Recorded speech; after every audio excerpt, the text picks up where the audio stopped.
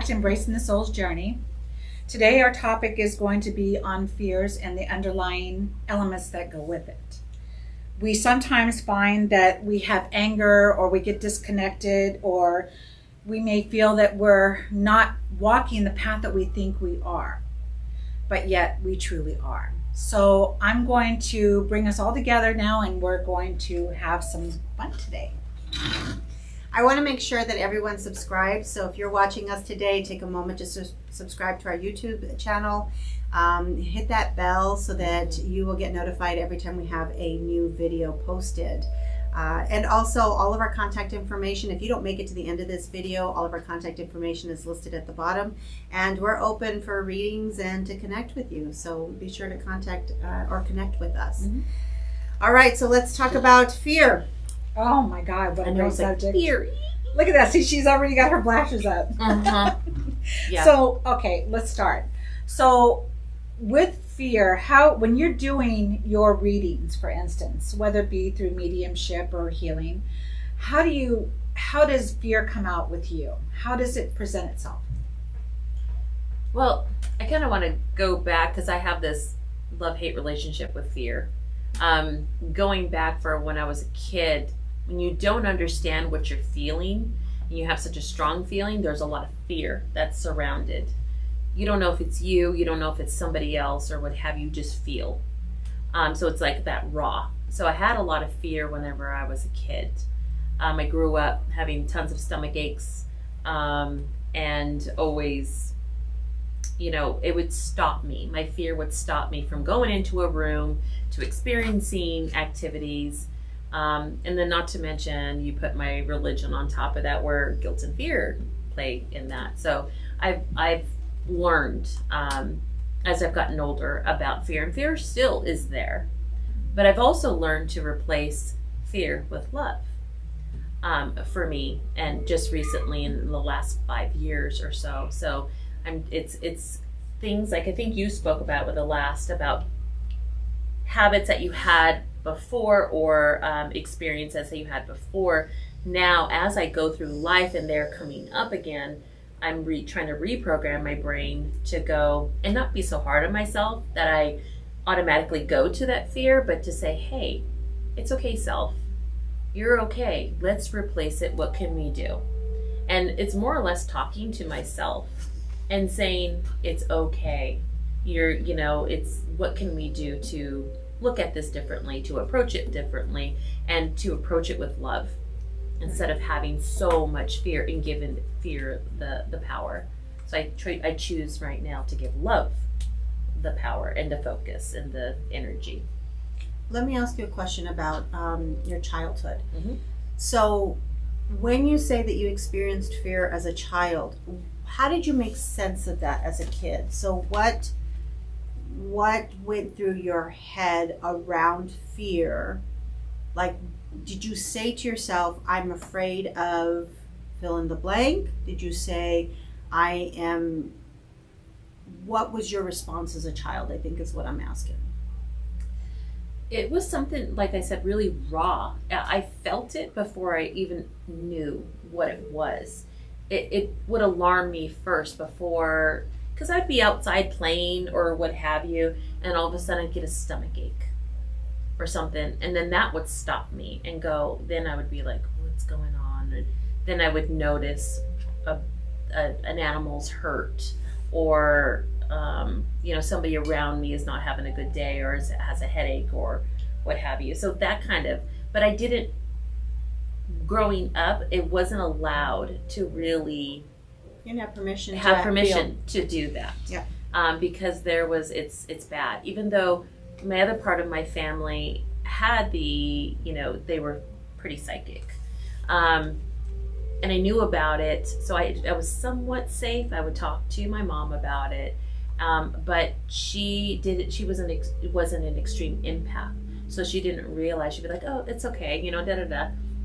So I had to learn, and even throughout high school, I tried to be very out and extroverted, but I also need time to be able to recharge and be able to get my energy back up. So to answer your question with fear, it was more or less an innate kind of, it was just fear. It was a fight or flight type of thing that came to me first. But I mean, was it more based on your spiritual journey, or was it based on something you came in with, or was it I think it's something I came in life? with. No, I think it's something I came in with. I mean, looking back and hearing stories, you know, my uncle who had passed came to my first birthday, and I knew he was there. My mom found me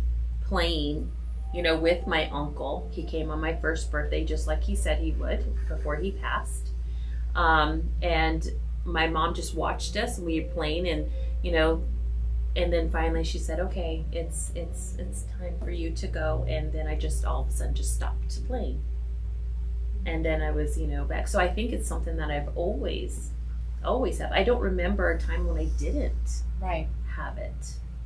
I tried to squash it down a lot because it wasn't okay. It was, you know, you're, you know, possessed by the devil, or, you know, you might be questionable with mental, you know, those type of things. I think that you question yourself, especially when I started getting a lot, and later on in life, started getting a lot of very, very accurate, very specific type of messages.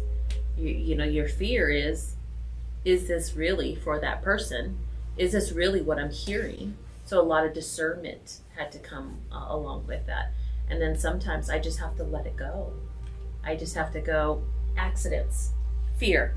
When I used to go past an accident, it was a bad accident, I would be totally frightened with fear because I could feel what is going on in these bad accidents.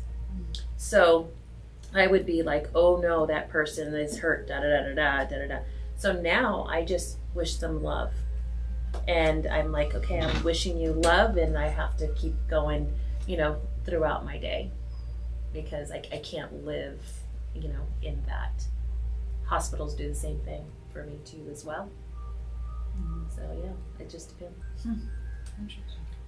So for me, fear is circumstantial.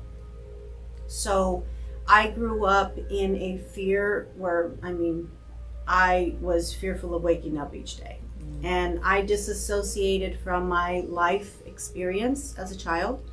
The way that I survived, kind of what you described in terms of your empathic, I lifted and I would watch myself exist.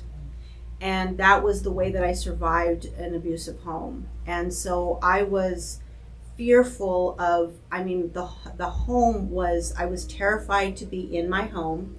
I was terrified of my mom's emotional state of being because it was so unpredictable. Yeah. And so I didn't know 1 minute if she was going to flip out or how she perceived what my behavior was, because she used to perceive the worst, and she would make assumptions about what I was doing or wasn't doing, thought I was lying all the time, accused me of lying all the time. And so then there was the physical abuse. And so I had my sister, who I really worked to protect.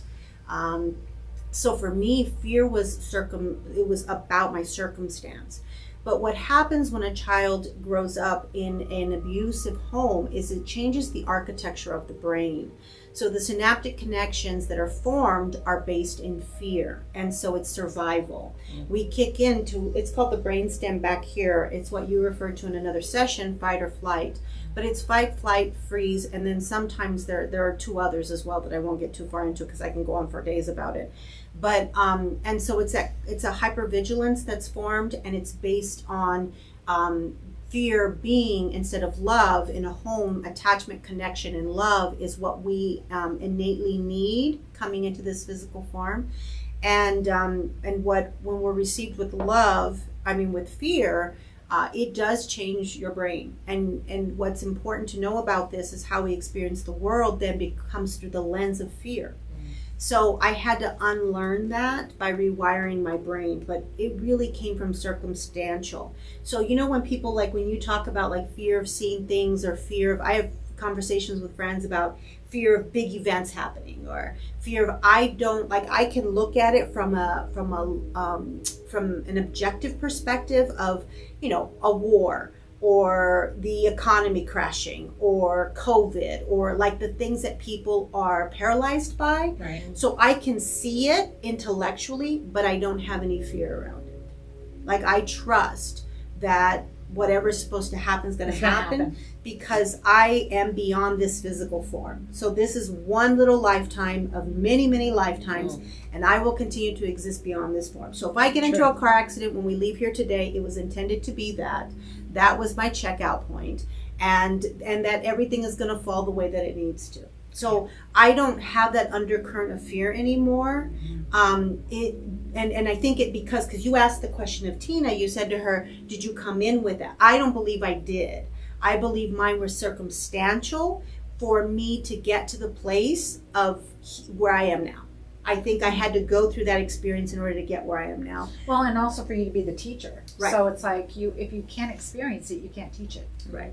Right. So yeah, I agree. Go ahead. So that's my experience around fear. So a lot of people go right to the place, but what if this happens? Or what if that? I don't have that anymore. Now, I used to, but it was circumstantial. It was like, I'm in a scary house. I have to tell you, so we have relatives, and I'm just going to put it out there. There's sex abuse there was a history of sexual abuse in our family.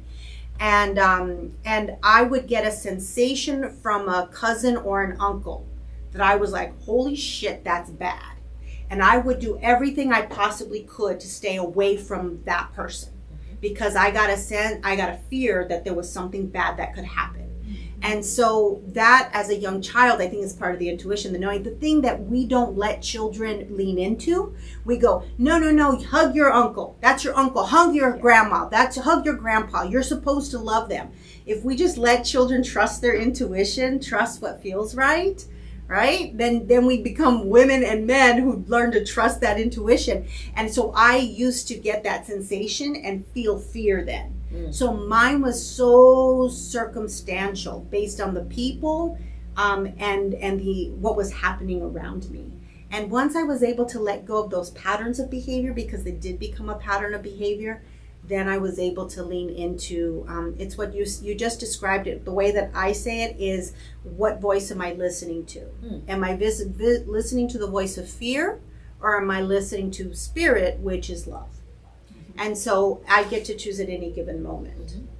Right. So that's my experience with fear. What's yours? Go ahead. I'm sorry. No, please. I think also, this is just my observation, what I think you mastered. And I think it's pretty darn cool, and I'm working on it myself, is I see you as an observer too, as well. Yeah. And I've learned that I have to put myself as an observer, and that's what I just do. Like when I pass by a really bad accident, I'm observing it. I can recognize that it's there. I can say, yes, okay, yeah, that looks really horrible, but I don't have to take that on. So I've learned how to be able to, and it goes along with not my circus, not my monkey. It doesn't mean that I don't care. I can send them love, but it doesn't mean that I have to embody it. So I think that she does really, really good, being able to do that. And do you think that stemmed from your childhood? Or was it yes after, and no. or? I think so. I'm a teacher and a student of A Course in Miracles and A Course of Love. And in those teachings, this is an illusion. So what we're having here is basically soul school. Yeah. We've come here to recognize that we are not separate from God. And so for me, it's recognizing the truth of who I really am. And so in the truth of who I am, I am beyond this time and space. We are all one. So I am you, you are me, I am you, you are me. And this journey into this, what we call the illusion, is simply as a way to remember that truth. So I am an observer, and the way that I describe it is taking a seat from the balcony. So when something is happening, and in my truth, what I believe is what I'm seeing is a projection of my own beliefs. So when something horrible comes up, or something traumatic comes up, it's projected of my own. It's the opportunity for me to learn. So in this space and time, I can learn to choose love and rest in knowing the truth of who I am, or I can choose to be riddled by fear, which is ego. And so for me, it's, leaning into that everything is going to be just fine and everything is as it should be. Mm-hmm. So that's part of my observer, is just simply believing that. It makes people crazy. It does, because they'll be like, well, are you afraid of this? Or are you afraid? And I'm like, no. No. I mean, if it happens, it happens. Like, granted, there are things that I'll get jolted by, mm-hmm. but it just takes me a few minutes to go, it's happening as it needs to. I'm trusting that. And that's really the only way to go. So I kind of, my fear was definitely coming into the world. It definitely, growing up with child abuse and sexual and physical abuse and mental abuse was very challenging. And I didn't just get it from home, I got it from my teachers too. So, I mean, there wasn't a day I didn't get hit. So you learn to not have that confidence in yourself, and you become insecure, and you do everything you can to find a way to please somebody because you don't want to be on the bad side, but you're always on the bad side. Mm-hmm. So, and when my gifts were showing themselves, I knew I wasn't going to say anything. I didn't know that they weren't normal, but I just knew that if I said something that was not to what they wanted to hear, I was going to be in bigger trouble. And I mean, I think back when I saw my first UFO in broad daylight. I was like 7 or 8 years old near the elementary school. And I thought to myself, oh my God, this thing was huge. It was covered the whole block and everything. And I'm just looking up at it thinking, wow, this is what is this? I didn't know what it was. But I knew I couldn't go home with that because there wasn't a day I didn't get hit. So for me, that would have been I'd probably be dead about now. So you're saying that when you experienced those moments, I had to keep quiet. I had to, because I was so scared of what my life was going to be like if I had mentioned even this kind of stuff, because now she's crazy. Right. I mean, I knew I wasn't crazy, yet it helped create as I grew into myself, I realized how much fear I lived in. Because you're trained to be, this is what goes, we were talking in a couple episodes back, the religion. You have religion, so this is what the Bible says, this is what this person says. So you're growing up on everybody's belief systems but your own. Right. So you don't even know how to trust your own because you're still listening to every piece of what information you're getting from others. Mm-hmm. So that's creating who you are through those journeys. And I had an experience that had told me that I feared myself, and I didn't even know it. Thank God for the vision. But I was so scared. I'd walk into this mansion, and there were these beautiful stairwells going up to another floor. And there's this big portrait on the wall, but I was too scared of that mansion because I had so much fear of the spirits, the demons. All these things kept chasing me all the time, and I'd run out of that house so quick, and I would have this for months. I mean, I didn't even want to go to sleep at times because I was so much fear. Finally, one day I turned around and said, I'm not doing this anymore. And I faced it. I went up the stairs. It was me. I was scared of my power. I was scared of who I was. And once I realized that, I was so easy to let go of everything because I knew that what was created for me wasn't who I was, or it wasn't my reality either, because I had a choice. But I didn't see that, when you're growing up, you don't see that you have a choice. Right. So you're always going to have these feelings of being disconnected, or you're going to get angry, or you're going to get hurt. We're always going to have that. She's right. This is a classroom, and this is a very important classroom, because what you take now, you're going to take with you later. It doesn't matter. It's a process, and we find the joy even in our darkest moments because we get past it.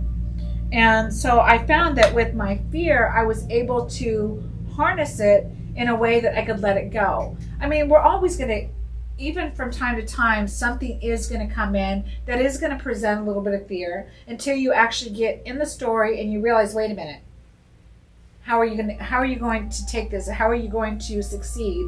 Or are you going to let it take you, or are you going to take it? Mm-hmm. So it's just harnessing. And I find that, and each time these lessons are presented to us, you know, sometimes they're multifaceted, and you're going in one direction with this fear, and the next thing you know, it's kind of pathing off to another area, and now you got multiple layers of fear, and it's all really stemmed on just that one piece. But because you were so fearful of what you thought fear was, it created more fear for you. And so I've learned to step back and see it, so I can take each piece and say, okay, is this what I really need? And so I've grown in many areas because of that. It's the timing of who we are is important. What we gain from who we are is important. We see things so differently because we're so many fragments of God as the whole. We are all pieces of the greatness. And so God is learning through us. God does not understand what it feels like until he's in body. We have to have a body to create the feeling, to create the energy. Without the body, it just is spirit. It doesn't know how to feel unless it's with us. So it gets to learn and create until it has no more to create, and then it comes back and it goes. So that's kind of how I saw fear in my life, and I saw that it brought all these energies I didn't like, and I was like, this is not working. This is not who I am. And I knew it wasn't, because I could feel the ugliness that came with all my fear, the heart racing, or the anger, or the, you know, just hiding in the shadows because you don't want to be seen. You know, it's like these things created something spectacular.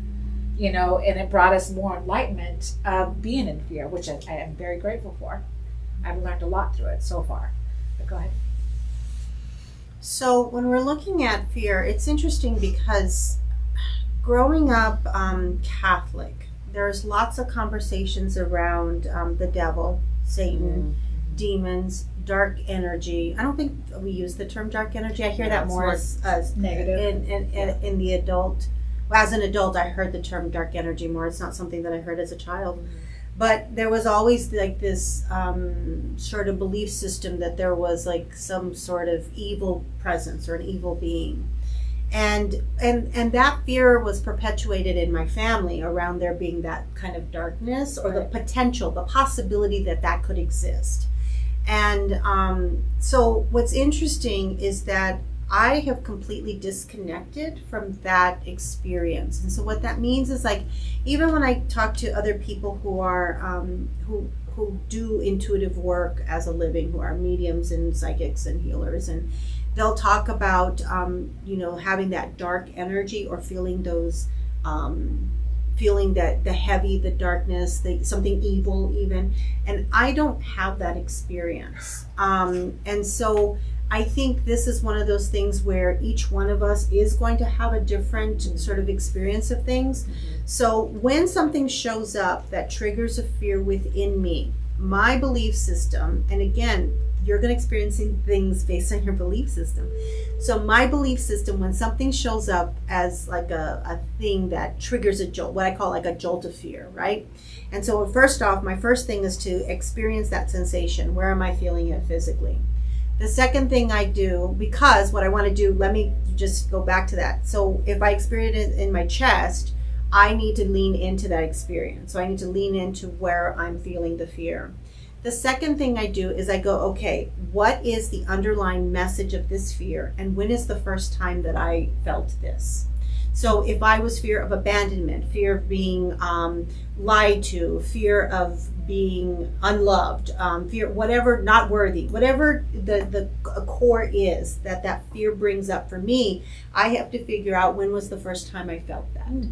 What's the story I'm telling myself about this fear right now? Because the healing needs to happen there. This is simply a reminder to me of why it's showing up for me. So that's how I perceive fear now. And I don't have, like, I'll get a bad feeling about somebody or a bad feeling about a situation, but I don't have that undercurrent of like that darkness that a lot of people talk about. Well, you know, I don't mean to cut you off, but it does exist because we're human. Okay, so that means that all energies are capable of manifesting. Okay, I really wasn't sure that I believed in it either until I actually had to face off with energy. And I've come into rooms that it was like walking into a brick wall. And I mean, it was like so thick. I was like, oh, I need to turn around, because I could feel, and then I would see images of what was causing that. But the darkness, when it comes in, I had to learn to find my strengths in that darkness, because I do deal with demons from time to time. And sometimes I'll be reading somebody and their stuff will attach themselves to me, and I have to deal with it for a couple of days until I can clear it. And I'm like, wow, this is, that's that part of, we were talking earlier about connecting with other people's energies and dealing with it, thinking it's yours when you realize that it's not yours. And they do, what I've learned was I had to look at them and at the energy of, okay, why does it give me fear? Why does it give me anxiety? Why do I just want to crawl in my shell? And I realized because now I'm facing something out of my comfort zone. So it wasn't so much that I felt weak on that level.